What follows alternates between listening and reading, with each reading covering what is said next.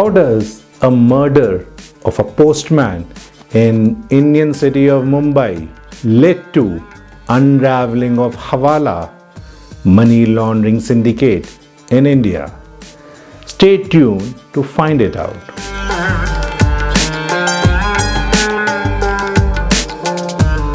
In India, money laundering is popularly known as Hawala transactions, which basically means transferring money without moving it. Hawala transactions are illegal in India. Hawala provides cover of secrecy to its transactions as official records are not kept.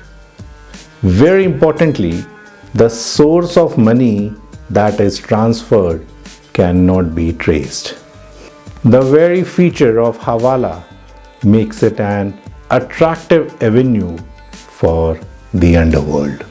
Former Mumbai Police Commissioner Mr. Rakesh Maria, in his book, has provided an insightful and vivid description of how Mumbai's underworld don Dawood Ibrahim carried out Hawala operations in India.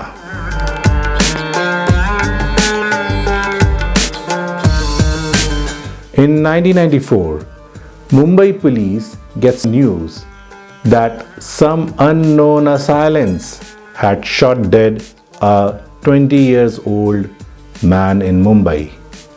In their preliminary investigation, Mumbai police learned the dead victim was a postman.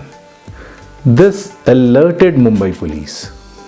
The image of a postman in India is of a benign, friendly and a passive figure who would not harm a fly, dressed in khaki, going from door to door, walking up 5-storied buildings in scorching summers and in monsoon rains without any fuss.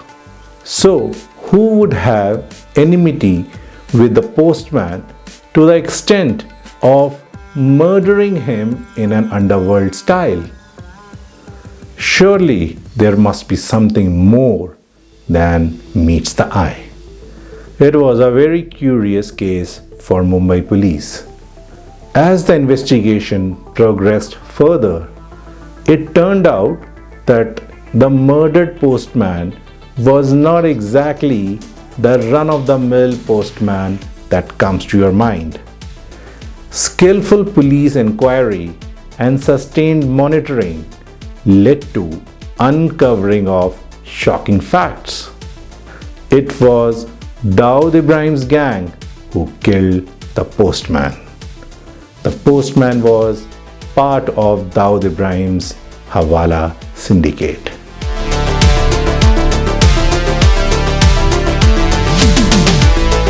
The gang was smuggling Indian and foreign currency for Hawala transactions through parcels sent by airmail. This was done with the help of some friendly postmen on the gang's payroll. The murdered postman was one of their payroll postmen.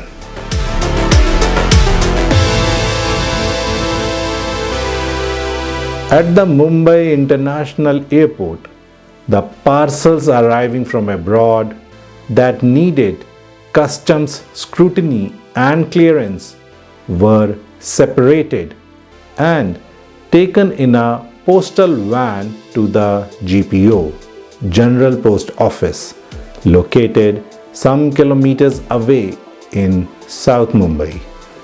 Only after the customs checking and clearance at the GPO are the parcels dispatched to their respective destinations.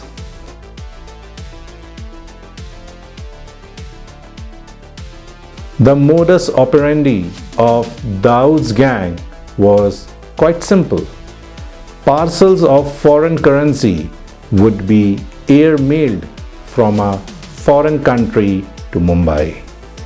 The details of their weight, description, and addresses would be conveyed in advance to Dawood's gang members in Mumbai.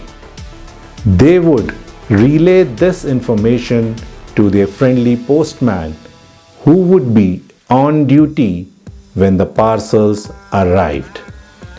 This friendly postman would prepare identical fake parcels filled with random regular items.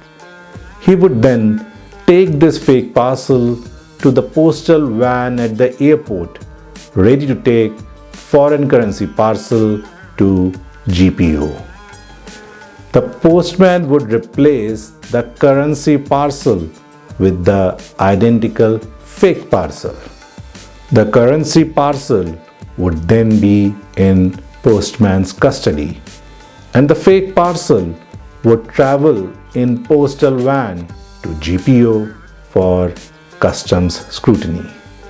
The currency filled parcel would be delivered to Dawood's gang undetected by customs, thanks to the friendly, corrupt postman.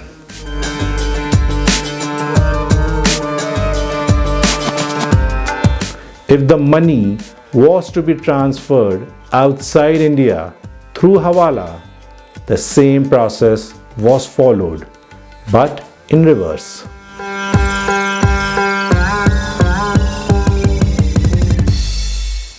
So why was the postman murdered? When a parcel of foreign currency went missing and could not be delivered to Dawood's gang, they suspected that postman of the theft. When the gang questioned the postman, he denied any wrongdoing, but the bosses were firm. Cheating, real or imagined, was unacceptable and cannot be forgiven. To send out a firm message to other postmen in their network, it was decided that suspect postman's time on planet Earth was up. So he was shot dead. Thank you.